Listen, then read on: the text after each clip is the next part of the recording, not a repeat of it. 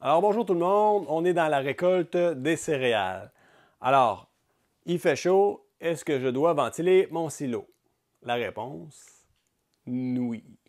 Donc, réponse très pas claire, on aime ça. Votre grain il est à 18% d'humidité. Il fait 85% d'humidité dans la journée, belle canicule. Puis il fait chaud, 25, voire plus, même 30. L'affaire, c'est que si vous récoltez à 18, votre grain est chaud, vous le mettez dans le silo.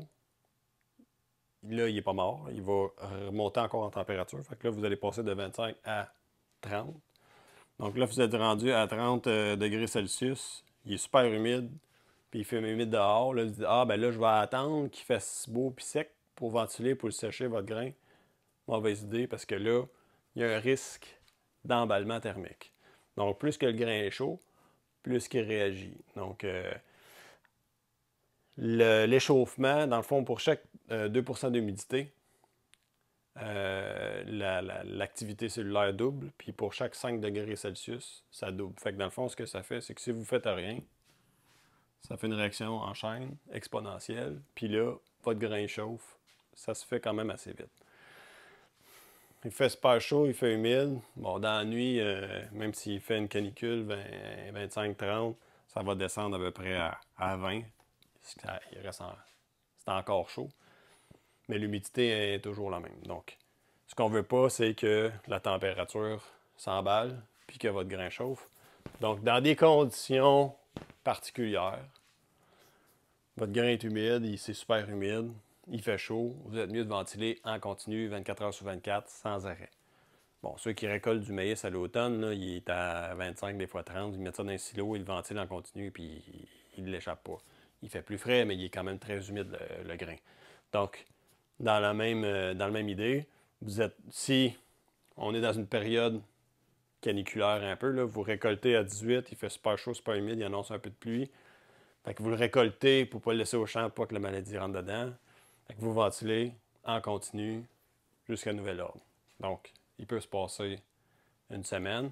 Mais là, dans le fond, c'est qu'on va avoir des conditions qui vont être très, très humides, mais avec le temps, là, on va prendre l'humidité va redescendre.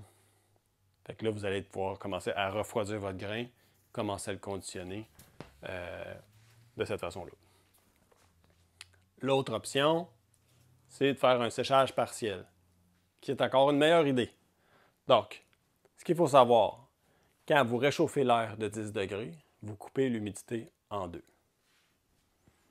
Donc, on va faire un cas extrême, là. Belle canicule, 85, puis il fait 30 degrés Celsius. Fait que si je passe mon grain au séchoir, puis j'augmente la température de 10, fait qu'on est rendu à 40 degrés Celsius, je réchauffe mon grain, mais là, mon humidité, elle va descendre de facteur de 2, donc elle coupe en deux. Vous montez de 10, ça baisse de 2, fait que ça veut dire qu'on est rendu à 42,5. Fait que là, on est rendu avec un air sec qui a l'effet asséchant. Donc, pour ceux qui font de la semence, là, on dit de ne pas dépasser 40 degrés Celsius. Si vous ne faites pas de la semence, vous pouvez monter plus haut.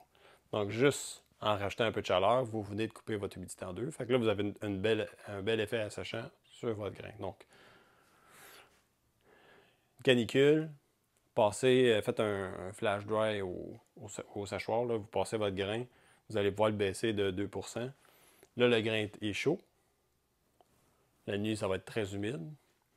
Mais on a le même phénomène avec l'air. Donc, si votre grain est chaud, puis vous envoyez de l'air froid à 20 Celsius, fait que là, c'est la nuit.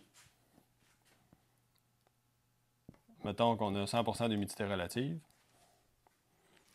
Votre température est rendue à 20 degrés Celsius dans la nuit. Mais là, il y a un contraste de facteur de 20 degrés. Ici. Une belle petite flèche. Fait que là, vous avez mon bel effet ici, là. Vous avez 2 fois 10. Fait que là, vous êtes à 100% d'humidité. Fait que là, vous baissez d'un facteur de 10. Fait que là, vous allez tomber à 50. À une deuxième fois, vous êtes rendu à 25% d'humidité. Donc, vous allez rentrer le soir un air plus frais, humide, mais vu que le grain est chaud, il va assécher l'air. Fait qu'il va avoir un effet asséchant dans votre silo. Donc, vous récoltez votre blé à 18, vous le passez rapidement au séchoir, puis quand vous allez le refroidir, il va continuer à sécher.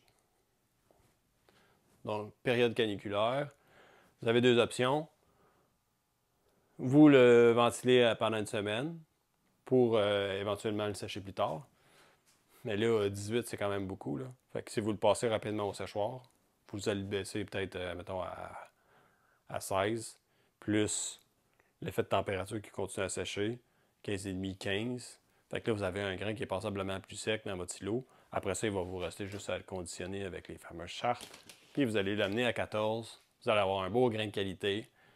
Puis vous ne saurez pas trop casser la tête. Fait que flash dry rapide, ventilation, ensuite un conditionnement en silo. Vous avez des questions, n'hésitez pas à me contacter, mathieu@agrilog.ca. Je l'ai fait rapidement, là, pour essayer d'endormir personne.